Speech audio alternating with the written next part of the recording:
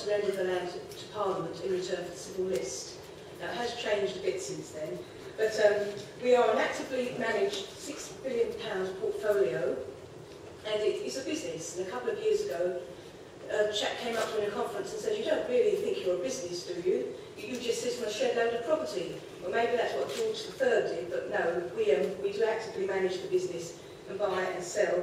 We are governed by the Crown Estate Act 1961, and we have a responsibility to maintain and enhance the value of the estate and the income over the long term, but with due regard to good management. And the estate is really split up into 4 separate businesses. Urban, and the sort of the thing that everybody will know about the urban estate is our ownership of Regent Street and St James's and around there. But we do have other shopping centres, etc., out in our diversification portfolio. The marine estate, we own 55% of the foreshore around the UK, and that is the piece of land between low water and high water, plus 12 nautical miles out to sea, the seabed, we own that as well. In the rural estate, we have 360,000 acres there, and at Windsor we have 15,600 acres. Next slide. Now, the only figure I really want to draw your attention to here is our surplus, income surplus of 210.7 million. That was the figure that went to the Treasury last year. So we have to give over all of our surplus revenues after we've taken away operating costs over to the Treasury every year. It goes into the consolidated fund. We cannot borrow any money at all, so all of our investment has to be funded by capital which we generate ourselves from either selling assets or selling long leases. Right, history of CR very, very quickly, from CR to sustainability. Well, it really started off with stewardship. One of our core values is stewardship. We have commercialism, integrity and stewardship as our core values. Stewardship is enshrined in the 1961 Act, and we've always been, the Crown Estate has always had stewardship on its books, and it's part of its DNA. A lot of what we do is pure stewardship, but this served in the minds of directors is sort of, when CR came along, you know, everything was an add-on. Just as they were working in the business and had business projects, they also had stewardship projects, and that's the way they looked at CR. And really, CR hit us, I suppose, in about 2002. I wasn't really involved in it then, and I was working on the urban estate, and when I came in and I was given the job of working in CR, I didn't even know what CR meant. I thought, great, you know. But in the early days, we had no in-house CR expertise at all, and it was really run by outsourced consultants. And the directors had to sit on the CR committee, but they had to sit on the CR committee. They felt obliged to come, and they didn't really want to be there, and they felt that the consultants ran the show, and they were irritated by the consultants and by what they were being asked to do and what they were being asked to measure, and as a result we had ad hoc projects here, there and everywhere within the different businesses. And often, if they were working with CR working groups, it was lower grades were sent along as delegates, you know. It wasn't grasped, CR wasn't grasped at the Crown Estate at all, and it was a few years ago or so, you know, people were sitting on the CR committee, as it was then, and saying, what is the value to us? What's the value to the business of CR? What's the value of doing this? Well, one of the directors, under the balanced scorecard, was given sustainability as her responsibility, and she took the bull by the horns.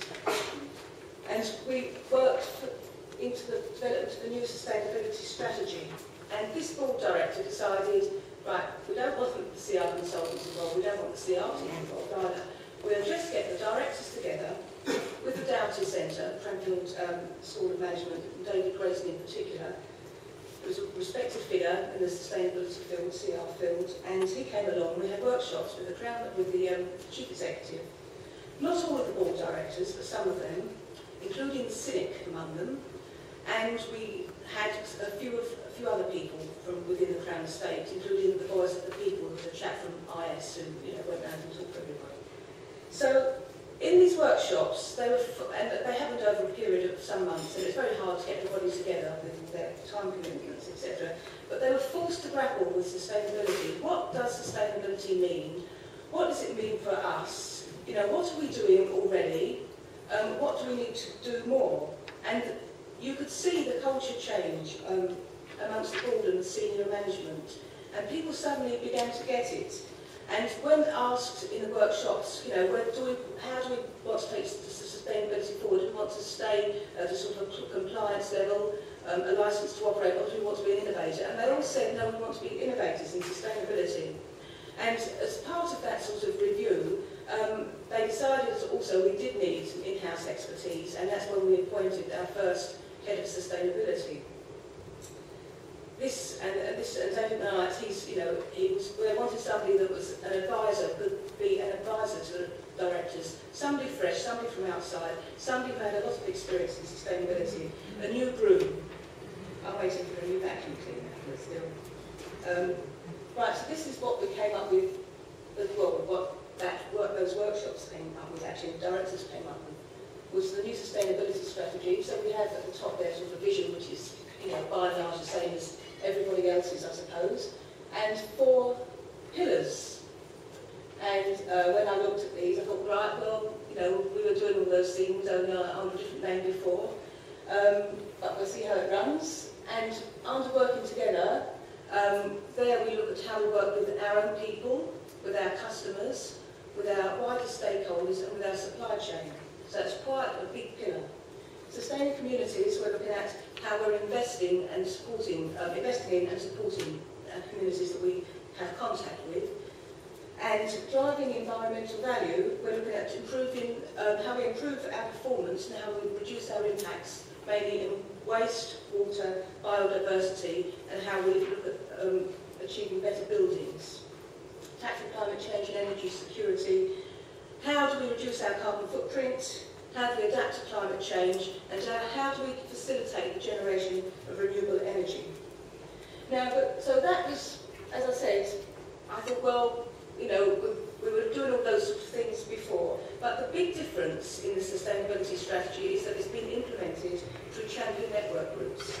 And the biggest thing is that directors head each of those champion network groups. So we have the director, the finance director, the director of asset management and urban, that's one director, the director of marine and the director of rural. The director of legal is the lady that has overall responsibility for sustainability anyway, and then we have the chief executive who's always been in favour of sustainability. So we have all of the directors, all of the board with a key stake in the success of this strategy. Now, in some pillars, it was obvious what, which of the business projects that were already going ahead, which we should keep, and this is one of them, tackling climate change and energy security. We have a huge offshore renewable programme that's been developed. We've had rounds 1 or 2, which were quite small leasing rounds, but round 3, here, this covers, well, we've got 9 wind zones in UK waters, and they're expected to deliver 25% of the electricity needed by the UK by 2020. That's 32 gigawatts. Plus, they should create thousands and thousands of jobs. I mean, the figure that's been thrown out is 70,000 jobs. We'll wait and see. Also, we've developed the world's first commercial wave and tidal lease, and we have test and demonstration facilities off Orkney and Cornwall, and we have leasing grounds in Pentland Firth and Orkney, and we're expecting to create or to generate 1.2 gigawatts by 2020. That's not us expecting where the developers are, but we're facilitating this. And we're putting a lot of money into enabling activities, one of which is Mars. You can't see that too well, but Mars is the marine resource spatial planning system, so it's a planning system for the sea as opposed to the land. And it's a tool for improving decision making. It's a framework for arbitrating between competing human activities, such as aggregate dredging, wave and tidal, offshore wind, cables and pipelines, aquaculture and carbon capture and storage. So it arbitrates between those and their impact also on the marine environment. So in a particular area where, you know, maybe you want to put a wind farm or want to start dredging for aggregates, you know, do we have there the spiny and short-nosed, no, it's the spiny and short-snouted seahawks, that's it. Or are we interrupting with the seals breathing the ground, or we've carried out a huge, I think the biggest aerial bird survey, you know, are we affecting that, or fishing grounds? So there's all other sorts of things. You've got competing human activities, plus their effects on the environment, the marine environment. So this map, there's a lot of work that's been gone into this, and you know, tons of tables and charts and lots of research and working with other bodies. But basically, this map shows areas of least constraint are the green ones, the dark green ones, going up to the red ones, which are the ones which are most constrained for different activities. So you can see, you know, whereabouts there is potential for different activities. And just to go back to that slide, the other thing we've done as an enabling activity, we held over last year 12 supply chain workshops, which included over 30,000, or was it 3,000? Anyway, a number of businesses. I'm never very good with figures, 3,000. 3,000 businesses. And we're trying to see, you know, how can we help, or what do we need for the manufacturing processes, or what materials and skills are required to enable this renewable energy project to go ahead.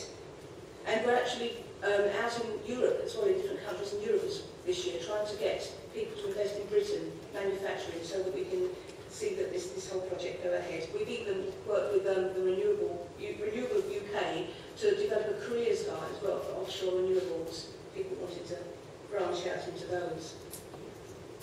Right, so that's the tackling climate change pillar part of it, and that's whether it's obvious what we were going to do after that pillar and what we were going to continue with.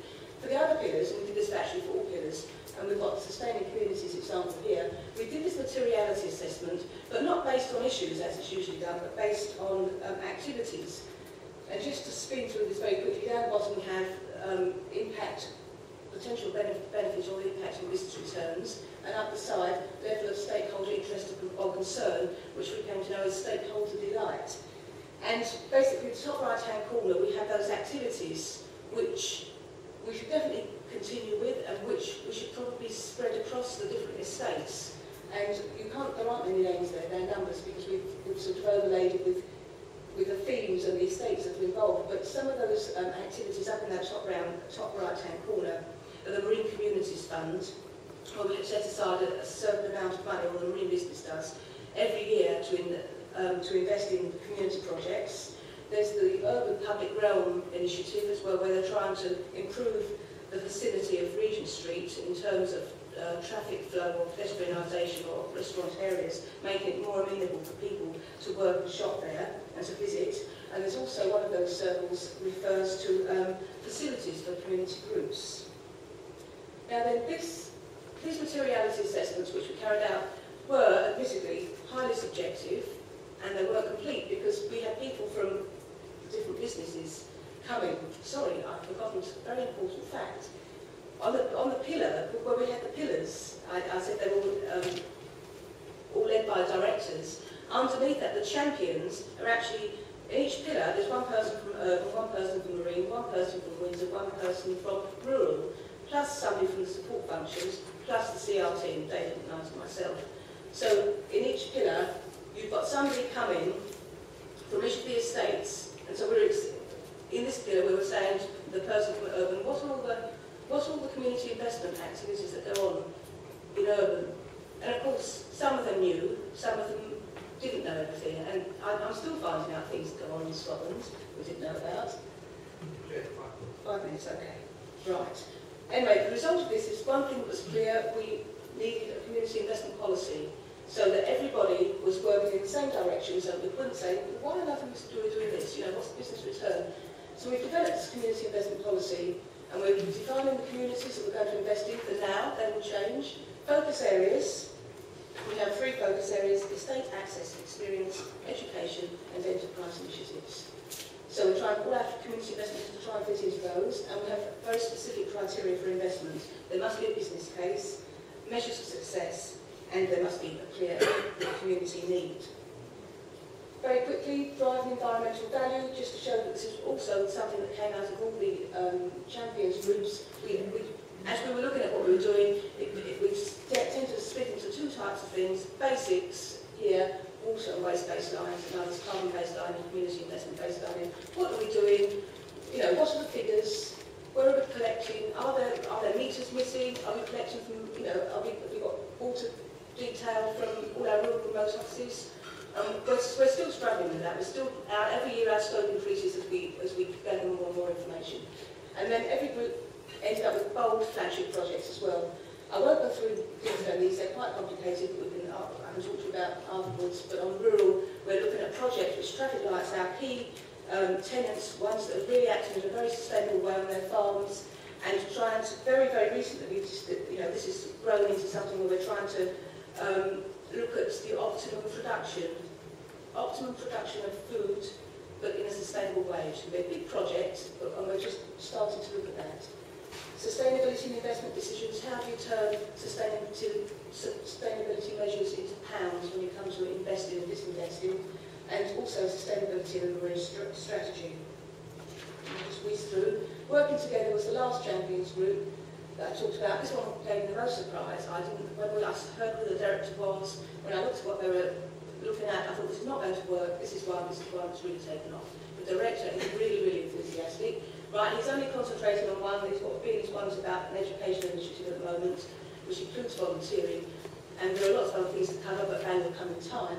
This girl, Cheryl Coon, she's the volunteering champion. I gave her volunteering before this was started out, and she was really enthusiastic. She was on the driving environmental value pillar. She's now, because she's so enthusiastic about this, she's coming to this one. We've had volunteering affairs, and in our 3 main areas, Scotland, Windsor, and here in London, and the director has spoken at those. We've got charities in all sorts of things, and it's really taken off.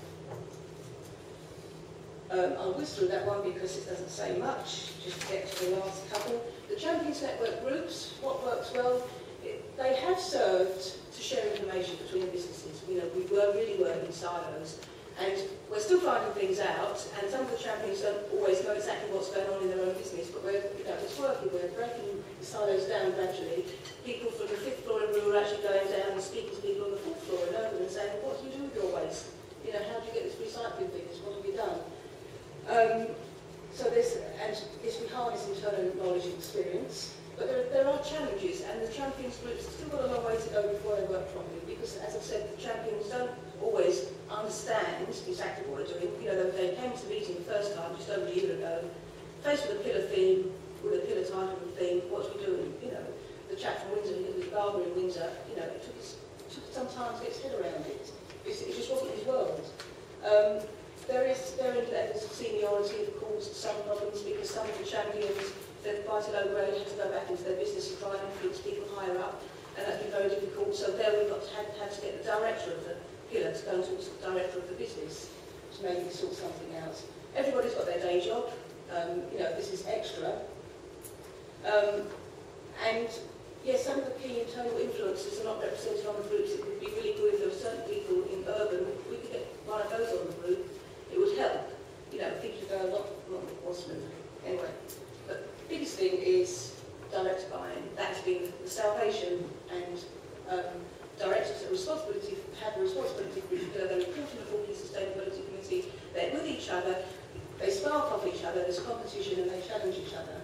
The projects are business team based, so the money, you know, there has to be a business case for everything. It's not the sustainability committee, it's not the champions group, it's not the sustainability team and the budget, it's the business, so they have to make sure there's a business case. It's not done for the sake of it. Thank you.